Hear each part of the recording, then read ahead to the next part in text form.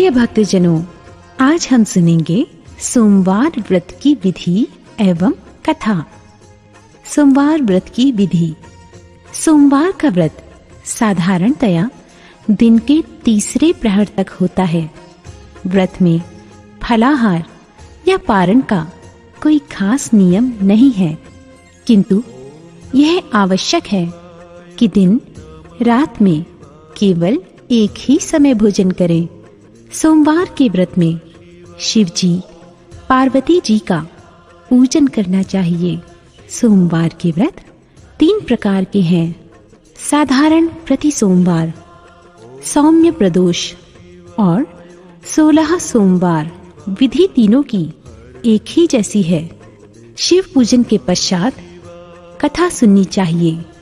प्रदोष व्रत 16 सोमवार। कथा तीनों की अलग अलग हैं, जो आगे लिखी गई हैं। सोमवार व्रत कथा। एक बहुत धनवान साहूकार था, जिसके घर धन आदि किसी प्रकार की कमी नहीं थी, परंतु उसको एक दुख था कि उसके कोई पुत्र नहीं था। वह इसी चिंता में रात दिन रहता था। वह पुत्र की कामना के लिए प्रति सोमवार को शिव जी का व्रत और पूजन किया करता था तथा सायंकाल को शिव मंदिर में जाकर शिव जी के श्री विग्रह के सामने दीपक जलाया करता था।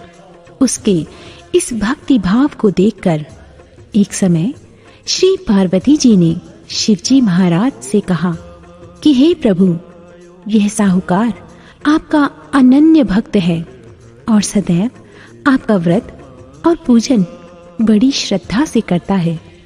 इसकी मनोकामना पूर्ण करनी चाहिए। शिव जी ने कहा, हे पार्वती, यह संसार कर्म क्षेत्र है। जैसे किसान खेत में जैसा बीज बोता है वैसा ही फल काटता है, उसी तरह इस संसार में जैसा कर्म करते हैं वैसा ही फल भोगते हैं। पार्वती जी ने अत्यंत आग्रह से कहा, महाराज, जब यह आपका अनन्य भक्त है और इसको अगर किसी प्रकार का दुख है तो आपको अवश्य ही वह दुख दूर करना चाहिए, क्योंकि आप सदैव अपने भक्तों पर दयालु होते हैं और उनके दुखों को दूर करते हैं।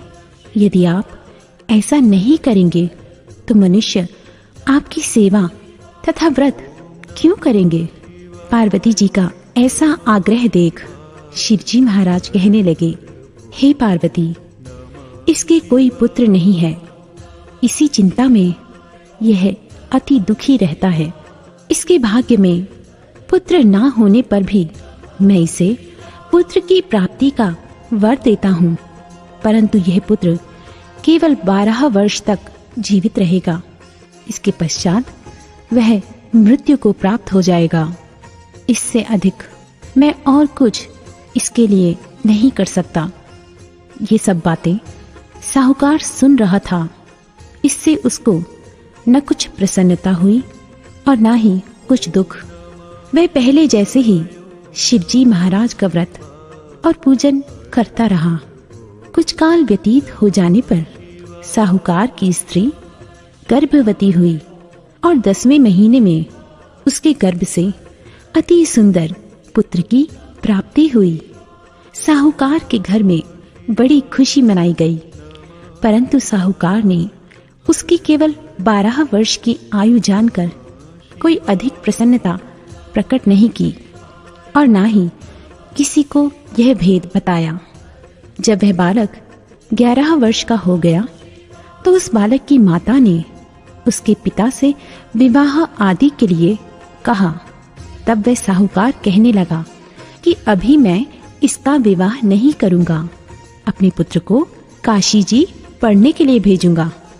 फिर साहूकार ने अपने साले अर्थात बालक के मामा को बुलाकर उसको बहुत सा धन देकर कहा, तुम इस बालक को काशी जी पढ़ने के लिए लेकर जाओ और रास्ते में जिस स्थान पर भी जाओ यज्ञ करते और ब्राह्मणों को भोजन कराते जाओ।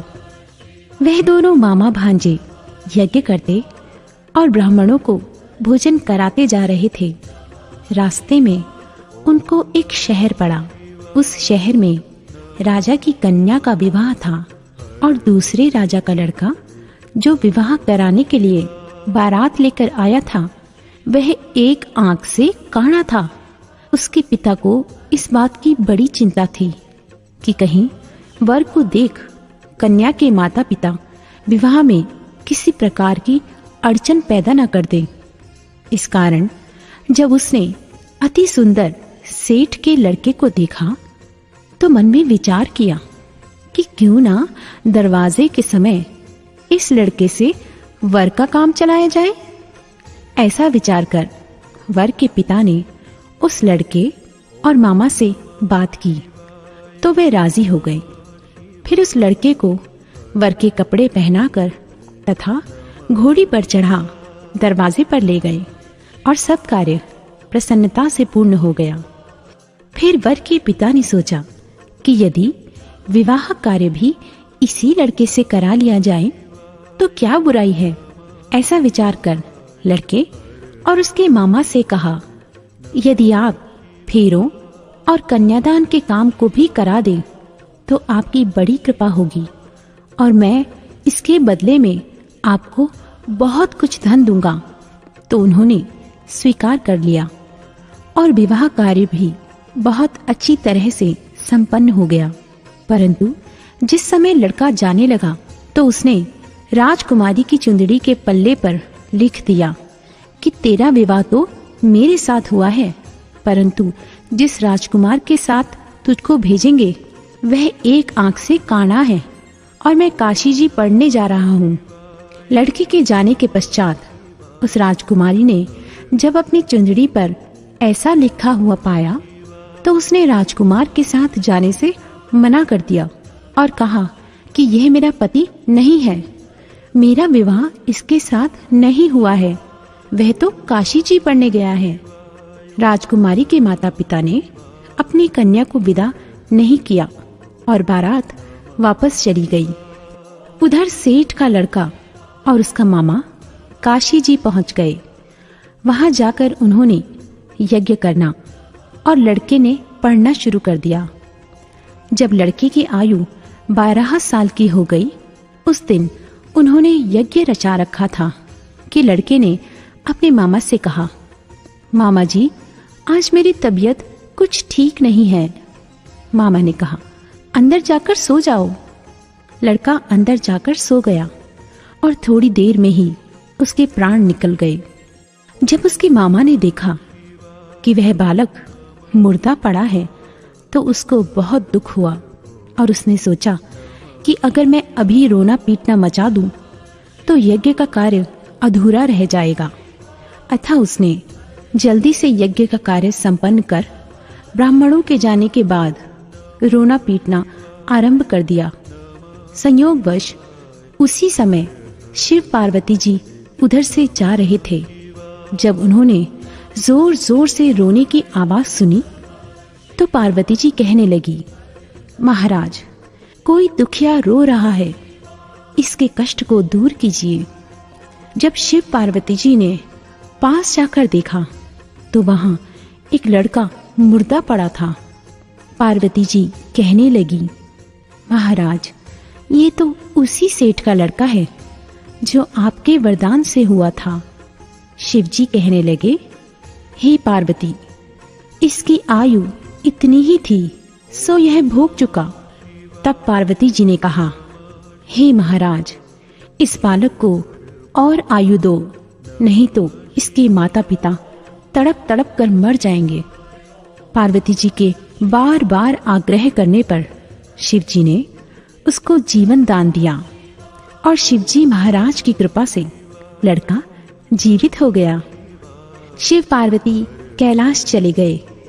तब वह लड़का और मामा उसी प्रकार यज्ञ करते और ब्राह्मणों को भोजन कराते अपने घर की ओर चल पड़े।